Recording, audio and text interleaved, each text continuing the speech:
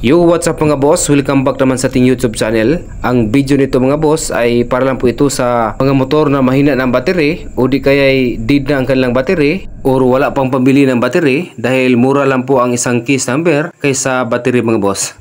At kung gusto nyo na malakas pa rin ang kanyang signal light or malakas pa rin ang kanyang busina kahit walang battery, at ito na po, subukan nyo ito for the meantime na solusyon na ikabit nyo itong kapasitor. Okay? At bago natin yan sisimulan, kung ikaw bago ka pa lang sa channel na to, huwag mong kalimutan mag-subscribe at i-hit na rin ang notification bell para updated kayo sa mga bagong video naming ina-upload.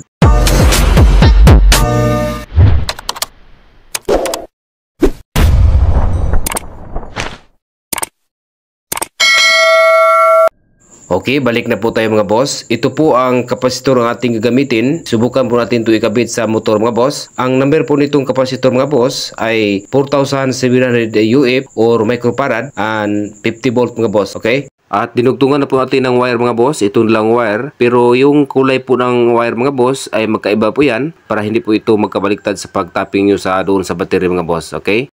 At ito namang green wire na dinugtong po natin sa kapasitor, doon po natin i-tapping sa negative terminal ng battery. At saka ito namang red wire, doon po natin i-tapping sa positive terminal ng battery mga boss. Okay? Sa pag-tapping po nitong kapasitor mga boss, kailangan lang po na hindi po magkabaliktad dahil kung magkabaliktad sa pag-tapping nito ay may tendency po na masira o pumutok po itong kapasitor mga boss. Okay? Sa kapasitor po mga boss, ito po yung dapat tandaan kung paano i-identify ang polarity nito. Nakita nyo ito mga boss sa body po ng kapasitor na may lining o may negative sign. Itong banda mga boss na paa, yan po ang negative ng ating kapasitor mga boss. At tingnan nyo mga boss na green wire po ang lagay natin para madali po natin ma-identify dahil ito pong linya ay negative mga boss, okay? At ngayon nahanap natin ang saan ang negative side sa kapasitor nito. Yung kabilang side naman mga boss ay automatically yan po ang positive side ng ating kapasitor mga boss.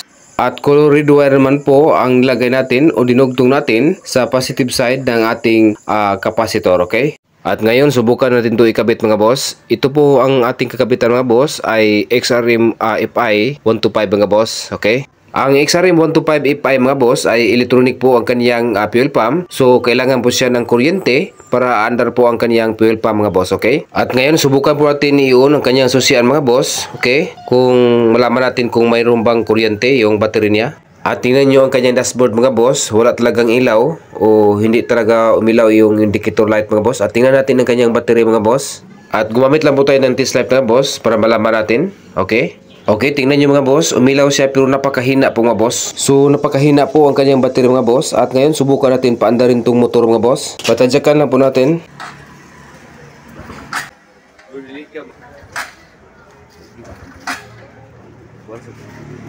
At yan po ang sinabi na may-ari nito mga boss na ilang pang padyak niya bago umandar itong motor mga boss. At wala pa po siyang pambili ng battery, siguro mga ilang buwan pa bago siya makabili ng battery mga boss. At sabi niya okay naman po itong motor mga boss, ang problema niya yung starting niya ay kailangan pa siya ng ilang padyak bago ito umandar mga boss. Pero kung umandar na, wala namang problema. Ang problema lang niya ay medyo mahina yung busina at saka yung signal light mga boss.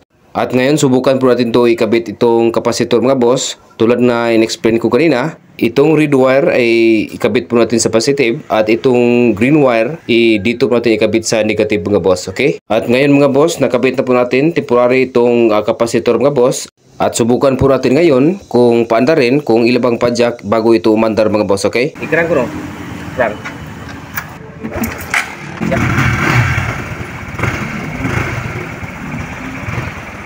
At nakita nyo mga boss, kahit isang padyak lang ay aandar na po ang motor na to. Ito po ay XRM FI mga boss. So napakalaking tulong po itong kapasitor, lalong-lalo na po sa mga FI na motor, katulad dito mga boss. Okay, at ngayon subukan po natin mga boss itong signal light niya at saka yung busina.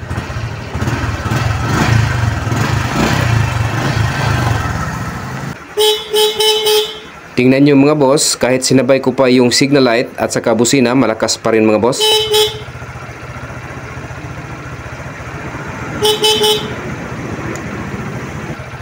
At ngayon mga boss, para ma-compare po natin, subukan po natin tanggalin itong kapasitor mga boss. Kung subukan po natin i-signal light o i-busina ulit mga boss.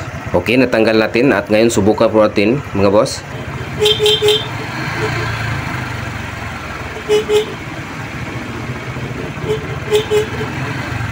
At nakita nyo mga boss, kailangan papigain yung throttle niya para lumakas po yung busina, pero mahina pa rin. Okay?